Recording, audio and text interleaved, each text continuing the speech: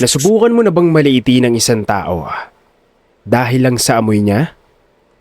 Dahil lang sa itsura niya? O sa trabaho niya? Paano kung ang batang iniiwasan mo? Ang batang pinababa sa jeep? Ang batang kinukutya at tinatawanan? Siya pala ang magiging dahilan kung bakit mapapahiya ang lahat ng nanghusga. Isang simpleng batang nagtitinda ng lumpiang toge. Isang buhay na puno ng hirap at isang pangarap na halos imposible. Pero minsan, ang pinakamababang tinitignan ng mundo, sila pa ang unang umaakyat sa tuktok. Ano? Tara? Samahan niyo ako sa kwento ni Kiko.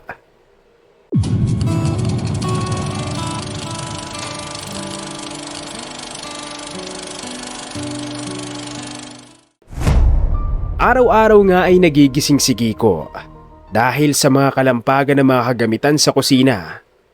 Alam na niya kaagad kung sino ang nandoon, kaya niligpit niya ang manipis na kutsyon na kanyang hinihigaan at lumabas ng kwarto. Nakita niya kaagad ang kanyang lolo Bentong na nagluluto ng palagi niyang tindang lumpiang toge.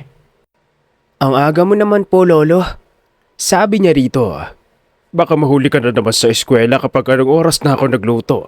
Hayaan mo na at wala rin naman akong ginagawa. Sagot nito. "Lolo, inaalala ko lang po na baka sumakit na naman yung likod nyo. Ayoko lang po na mahirapan ka na naman." Naupo si Kiko at napanguso. "Isa pa, hindi naman po ako nalilate kaya okay lang po sa akin na hindi kayo ganito kaaga magising." Masanay ka na, Kiko. Pagbigyan mo na si Lolo at ito lang ang libangan ko ngayon. Marami-rami din akong iluluto dahil maglalagay ako dyan sa harapan natin. Marami din kasing may gusto ng lumpiang togi natin. "Ano pa nga ba? Makulit ka po kaya." "Sige na po, mag-iigib po muna ako ng tubig para hindi ka na mag-igib mamaya." Kinuha nga ni Kiko ang isang balding malaki sa banyo at lumabas ng bahay. Nakiigib siya sa poso ng kapitbahay nila. Pag-igib nga ang gawain niya tuwing umaga. Pinupuno niya ang 2 drum sa banyo at isang malaking drum sa kusina para hindi na mahirapan ang kanyang lolo. Pagkatapos ngang mag-igib ni Kiko, kumain na siya ng almusal. Itlog at toge ang kanyang ulam. Alam niyang hindi na naman sasabay sa kanya ang kanyang lolo, kaya naman pinilit na niya ito. Kiko, bibigyan na kitang pamasahe mo mamaya ah. Bali ka na ang ibibigay ko sa'yo para hindi ka maglakad ng malayo. Sabi sa kanya ni Bentong. "Sige po, lo." Pagkatapos ngang kumain ni Kiko, gumayak na agad siya sa pagpasok. Si Bentong naman ay hinanda na ang tinda niyang kanyang apo. Sinigurado niyang mahigpit ang pagkakatakip ng lagayan ng suka para hindi ito tumapon. Pagkatapos ngang magbihis ni Kiko, kaagad na siyang umalis. Malayo-layo rin kasi ang eskwelahan niya mula sa kanilang bahay. Bandang kabundukan kasi sila nakatira. "Sa may bayan po ako," sabi niya sa driver bago mag-abot ng bayad. Ano ba yan? Ang asim-asim naman dito sa jeep mo, Manong. Reklamo ng isang ginang at tinakpan pa ang kanyang ilong. Manong, wala pa ako sa eskwela, maasim na ako. Nakasimangot naman na sabi ng isang estudyanteng lalaki. "Hala, pasensya na po. Tumulo po yata yung suka ko," sabi ni Kiko bago punasan ang kumalat sa lapag ng jeep. Totoy, kapag sasakay ka ng jeep, siguraduhin mong huwag kang mamemerwisyo ha? Ang aga-aga eh. Masungit na sabi naman ng matandang lalaki. Napayuko naman siya. "Pasensya na po sa inyo." Boys, istorbo kang bata ka. Bumaba ka na nga rito. Sa iba ka na lang sumakay. Nakasimangot na sabi ng driver bago ihinto ang jeep. Eto mahid mo. Bumaba ka na. Napapahiyang napayuko naman si Kiko at bumaba ng jeep. Pangiyak-iyak pa siya dahil malayo-layo pa ang eskwelahan nila bago siya makarating. "Okay lang. Morning exercise na lang siguro ang paglalakad ko." Pagpapalakas niya sa sariling loob. Dahil nga wala nang nagdadaanan na jeep, wala siyang nagawa kundi ang maglakad. Ang ibang jeep kasi ay ayaw na rin siyang isakay.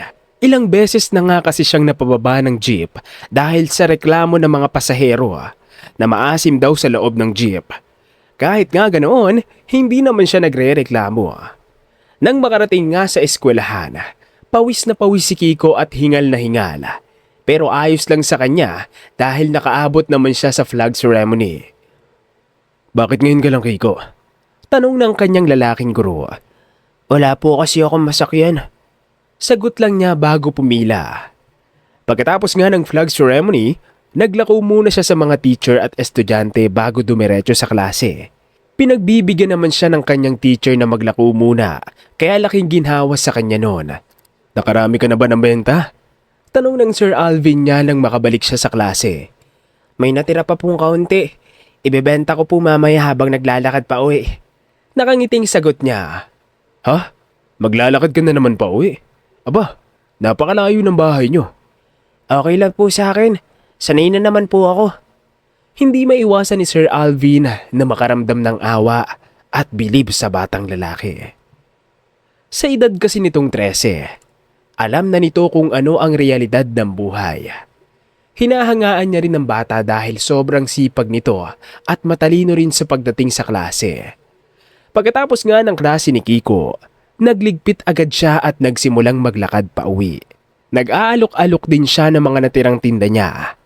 At hiling niya na sana maubos yon para kahit papano nga ay makasakay siya ng jeep. Pakiramdam niya kasi wala na sigurong magrereklamo. Magkano yan, Toy? Tanong ng isang jeepney driver. 10 ho ang isa. Sagot niya. Pagbilhan mo nga ako ng 3. Saad nito kaya agad siyang lumapit dito. Teka, ikaw ba ang apo ni Lolo Bentong? Pauwi ka na ba sa inyo? Opo. Bakit naglalakad ka? Abay napakalayo pa ng lalakarin mo kung sakali. Hindi ka man lang ba sasakay ng jeep? Tanong nito. Nagagalit po kasi yung ibang nasasakyan ko kapag may tinda pa ako. Nangangamoy ho kasi yung suka at nagrereklamo ang mga pasahero. Natatapon ho kasi minsan sa lagayan yung sausawan. Nahihiyang sagot niya. Talaga namang walang awa ang ibang tao ngayon. Napailing ito. Gusto mo ba? Hintayin mong mapuno itong jeep ko. Doon naman ang biyahe ko sa atin at isasabay na kita para hindi ka maglakad. Ayos lang ho ba? Paninigurado niya. Abay oo naman. Maupo ka muna dyan at ipaubos sa mga tinda mo. Medyo matatagalan to kaya paniguradong maiinip ka. Ayos lang po. Maraming salamat po. Lumapit nga si Kiko sa isang upuan at naupo doon. Kung kanina nga ay nalulungkot siya, ngayon ay masaya na siya. Natutuwa kasi siya na may mga tao pang mabait sa panahon ngayon. Itatatak na niya kaagad sa isip ang tulong ng jeepney driver na bukal sa loob na tumulong sa kanya. Napadalas nga ang pagsabay ni Kiko sa jeepney driver na si Paolo. Paminsan-minsan nga ay hindi na siya pinagbabayad nito, lalo kapag pauwi siya. Kaya naman laking pasasalamat niya nga rito. Wala akong pasada ngayon, Kiko. Nagtaas kasi ang gasolina at sira pa ang jeep ko. Sabi ni Paolo sa kanya nang masalubong niya ito habang papasok siya. Ayos lang po, Kuya Paolo. Pwede naman po ako mamasahe na lang. Baka naman po swertihin ako sa masasakyan ko. Nakangiting sagot niya. Sadali, sasamahan kitang sumakay. Ibibilin kita kaagad sa kakilala ko. Sinamahan nga siya nito hanggang sa kayan. Nakita niyang kinausap nito ang driver na kaagad namang tumango. Naghintay nga saglit si Kiko na madagdagan ng mga pasahero bago paandarin ng driver ang dala niyang jeep. Ano ba yan? Ang sikip-sikip naman. Totoy, pwede bang ibaba mo na yung tinda mo? Isa pa, ang asim-asim mo naman. Reklamo ng katabi niyang ginang. Pasensya na po. Orders po kasi itong mga dala ko kaya bawal ibaba. Sagot niya. Diyos mio, Manong. Ibaba mo na nga lang ako at ibalik ang bayad ko. Ang aga-agang namemerisyo ng batang to. Ako rin, pakibabaan na lang. Sa opisina pa ang pasok ko pero nangangamoy na agad ako. Reklamo naman ng isang lalaki. Kanya-kanya pang reklamo ang lahat kaya napuno ng kumusyon ang buong jeep. Bababa na lang po ako. Nahihiyang sambit ni Kiko. Dahil nga nag-aaway-away na ang lahat. Grabe naman kasi ang iba sa inyo. Naghahanap buhay lang naman ng bata. Sabi ng isang lalaking estudyante. Hindi po, okay lang po. Ngumiti si Kiko at naglakad pababa ng jeep. Malapit-lapit na lang din naman ang lalakarin niya, kaya hindi na rin naman siya mahihirapan. Ngunit habang naglalakad nga, hindi niya maiwasang makaramdam ng lungkot. Sa murang edad, Napapatanong na rin siya kung bakit hindi patas ang mundo at mga tao. Iniisip niya rin na kung sana ay buhay ang mga magulang niya. Siguro medyo maayos ang kanyang buhay. Pero masaya naman siya ngayon sa kung anong meron siya. Lalo pa at napapasaya rin siya ng kanyang lolo. Pagdating nga ni Kiko sa eskwela, nagsisimula na ang klase. Hingal na hingal siya at pawis na pawis. Idinaan niya pa kasi ang pa-order niyang lumpiang toge sa lugawan na medyo malayo sa eskwelahan nila. Diyos ko, ayos ka lang ba? Alalang tanong ng kanyang guro. Tumango siya at ngumiti. Maayos naman po ako, sir. Pasensya na po kung sobrang late ko. Naglakad lang po kasi ako. Diyos ko, naglakad ka na naman. Wala bang nagdadaanan ng sasakyan sa inyo? Pinababa po nila ako. Pero naiintindihan ko naman po sila.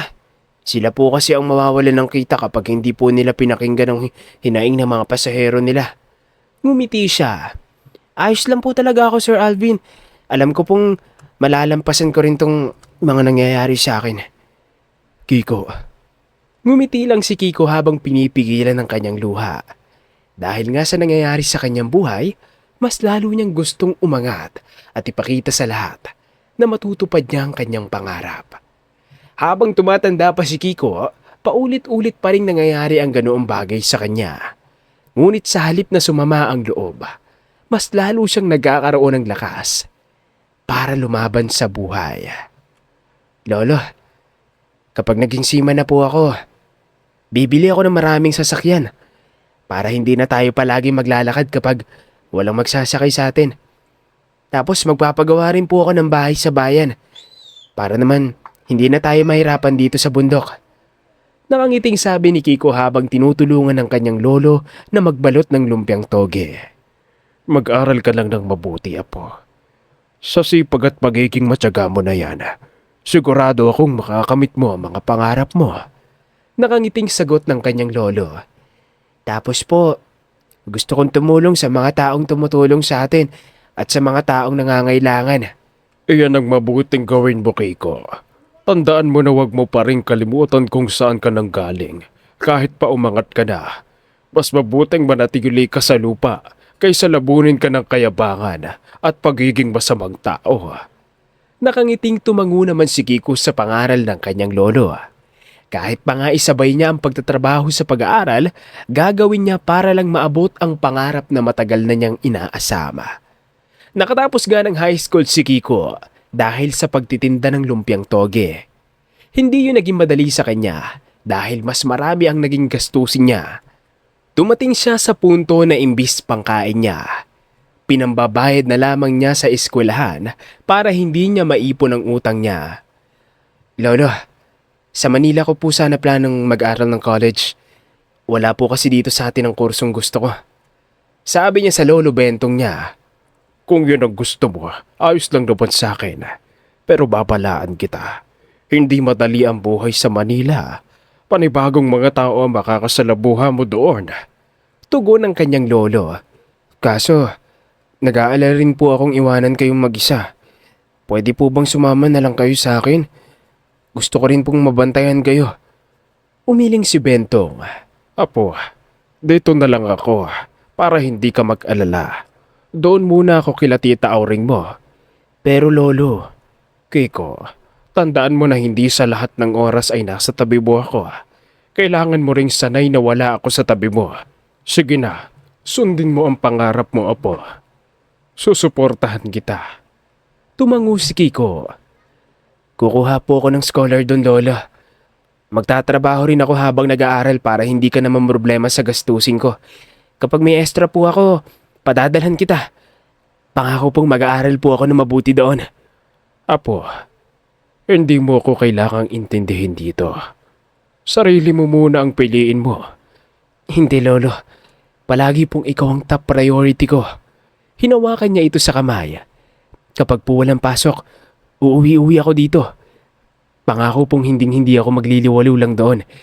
Hindi ko po sasayangin ang tiwala niyo sa akin. May tiwala ako sa iyo, Kiko. Mahal na mahal ka ni Lolo. Mahal na mahal din po kita, lolo. Sabay yakap niya sa matandang lalaki. Nakipagsapalaran nga si Kiko sa Manila. Ngunit hindi niya akalain na mahirap pala talaga, lalo pa at hindi siya sanay sa maraming sasakyan sa paligid. Dahil nakuha siyang scholar sa eskwelahan nila, nabawasan kahit papano ang kanyang gastusin. Kasalukuyan nga ring part-time sa isang fast food restaurant si Kiko at paminsan-minsan naman ay nagtitinda siya ng lumpiang togi sa kanilang eskwelahan. "Sir, lumpiang togi po." Pag-alok niya sa isang guro niya. "Sige, pagbilhan mo akong 3. Nakangiting tugon nito. "Yun, may libre ka pong isa dahil buena mano kita." Masayang saad niya. Napatawa naman ang gurong lalaki. "Napakasipag mong bata, Kiko. Sobrang swerte ng lolo mo sa'yo." "Maswerte din po ako. Napakasipag niya rin po kasi. Hindi po siya nagre-reklamo sa akin kahit hirap na siya."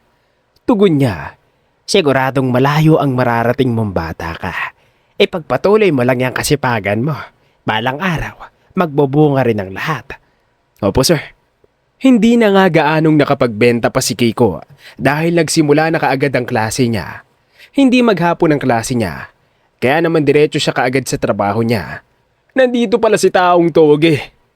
Pagdating niya nga sa terminal ng jeep, bumungad agad sa kanya mga kaklase niyang mahilig siyang asarin. "Ang asim na naman!" sabi pa ng isang lalaki. "Biruin niyo yun, tayo pa easy-easy sa buhay tapos siya, patogi-togi." Sabi pa ng isa, sabay tawa. Hindi niya nga ito pinansin at naglakad palapit sa jeep na huminto. Pasakay na nga siya nang bigla siyang patiri ng isa. Dahil doon, natapon ang mga tinda niya. Ganoon din ang suka. Kaagad namang nagreklamo ang mga pasahero kaya nakaramdam siya ng hiya at takot. Pasensya na po, hindi ko po sinasadya." Nahihiyang sabi niya at nagsimulang linisin ang jeep. Nagtawa na naman ang mga kaklase niya at siyang-siya habang nakatingin sa kanya. "Linisin mo mabuti yan! Kapag ako nawala ng pasahero, pababayaran ko sa'yo ang kita ko buong araw." Galit na sabi ng driver. Pasensya na po talaga." Nang malinis niya ngayon, pinababa na siya ng driver at umalis ito. Nagpipigil na lamang ng luhang napaupo si Kiko sa isang gilid. Kaunti na lang naman. Magtitiis muna siya ngayon para sa pangarap niya. Sa kabila nga ng sunod-sunod na pagsubok kay Kiko, hindi pa rin siya tumigil. Nagpursige pa rin siya at nagsumikap. Muntik pa siyang bumagsak dahil nawala siya sa focus dahil sa pagkakahospital ng kanyang lolo. Pero humabol siya hanggang sa makamit niya ang hinahangad niya. Nakagraduate siya bilang seaman. Proud ako sa iyo, apo ko." Emosyonal na sabi ng kanyang lolo Bentong. "Maraming salamat, lolo. "Para po lahat sa iyo tong tagumpay ko." Nakangiting sagot niya. Sigurado ako na pati ang mga magulang mo ay masayang-masaya sa natabo mo." Tumango siya at umakbay sa kanyang lolo. "Lolo, ito na po ang simula ng lahat. Pag-iigihan ko pa po lalo para matupad ko lahat ng pangarap ko para sa iyo. Gagawin po kitang doon, huwag kang mag-alala." Natawa si Bentong. Hintayin ko yan, Kiko." Lumipas nga ang mga taon at lahat ng pagod ni Kiko ay nasuklian. Ang dating nagtitinda ng lumpiang togi noon, may mga negosyo ng kainan. Ang dating pinabababa noon sa jeep at naglalakad ng malayo, may iba't ibang mga sasakyan na. Ang batang dating nakatira sa bundukan, may 3 bahay na sa bayan. At ang dating batang nangangarap lang noon, naging seaman at kumikita na ng libo-libo. At dahil sa tagumpay ni Kiko, marami ang humanga sa kanya. Kabilang na doon ang mga taong talagang naniwala sa kanya. Para sa ating guest speaker ngayon, palakpakan natin si Mr. Kiko Abueva. Pakilala sa kanya ng lalaking host. Si Kiko kasi ay kinuhang guest speaker sa paaralan niya noong elementarya. Magandang araw po sa inyong lahat. Unang-una sa lahat, congratulations sa inyong lahat na magsisipagtapos ngayon bilang elementary students. Ang sipag at tiyaga nyo ang dahilan kung bakit nakamit nyo ang tagumpay na to. Ngumiti siya. Alam nyo dati, kagaya nyo lang din ako na estudyanteng nagsusumikap at nagpupursige. Alam kong marami sa inyo ang nahihirapan ngayon at gusto nang sumuko. Pero patuloy pa rin lumalaban. Kagaya nyo, gusto ko na rin sumuko noon dahil sa hirap ng buhay. Gusto ko na lang magtrabaho para makatulong kay Lolo. Kasi alam kong hirap na siya. Kaso sa tuwing nakikita ko yung Lolo Bentong ko, nagkakaroon ako ng lakas ng loob para magpatuloy. Kilalang kilala ako nung kaedad niyo ko. Ako kasi ang madalas bilhan ng lumpiang togi ng mga tao. Nagtitinda kasi ako noon habang nag-aaral para may panggasto sa bahay at pambaon. Malayo ang bahay namin sa school dahil bandang bundok kami. Kinakailangan ko pang sumakay ng jeep para mapabilis ang pagpunta ko ng school. Kaso, may mga nasakyan akong nagrereklamo dahil nangangasim sa jeep. Madalas kasing matapon ng sausawan ng tinda ko. Sobrang lungkot ko noon at palaging umiiyak. Kasi iniisip ko kung bakit ako pinaparusahan ng ganoon. Napahinga siya ng malalim. Pero hindi ako nakaramdam ng galit. Sa halip, ginawa ko pa ang lahat para makaahon palalo. Hanggang sa makapagtapos nga ako. Nalampasan ko ang high school at senior high school. Nang mag-college ako, nakipagsapalaran ako sa Manila. Mas mahirap pala doon, lalo pa at nagtatrabaho rin ako at malayo sa lolo ko. Naranasan kong mabuli doon, pero hindi ko yun pinansin. Nagsumikap lang ako at hindi sumuko. Hanggang sa makapagtapos at makapasa ng bar exam. Ngayon, isa na akong seaman at successful na tao. Kaya gusto ko sanang maging inspirasyon niyo ako kahit papano. Gusto kong maging matatag kayo dahil marami pang darating na pagsubok sa inyong lahat. At kapag nakamit niyo na ang pangarap niyo, huwag niyong kalilimutan kung saan kayo nanggaling. Dahil mas magandang balikan niyo pa rin kung paano kayo nagsimula. Iyon lang. Maraming salamat. Lahat nga ay nagpalakpakan dahil sa mga sinabi ni Kiko. Napangiti naman ang lalaki at pigil ang iyak na tumingin sa mga tao. Masaya siya dahil naisalaysay niya ang mga pinagdaanan niya. Masaya siya dahil sa wakas nakarating din siya sa itaas. Huwag mong maliitin ang taong nasa ibaba. Dahil balang araw, mamamalayan mo na lang na sila na ang nasa itaas. At hanggang dito na lang ang magandang storyang ito. Kung nagustuhan mo ang ating ibinahaging storya, huwag mong kalimutang pindutin ang like button. At kung nais mo pang makarinig ng mas marami pang inspiring stories, mag-subscribe ka na at hit ang notification bell para lagi kang updated sa aming mga susunod na kwento. Maaari mo rin itong i-share sa iyong mga kaibigan at mahal sa buhay. At huwag kang mahiyang mag-iwan ng comment. Sabihin mo sa amin kung saan ka nanonood at kung anong aral lang yung napulot mula sa kwento natin ngayon. Maraming salamat sa iyong pakikinig. Hanggang sa muli, kakwentuhan.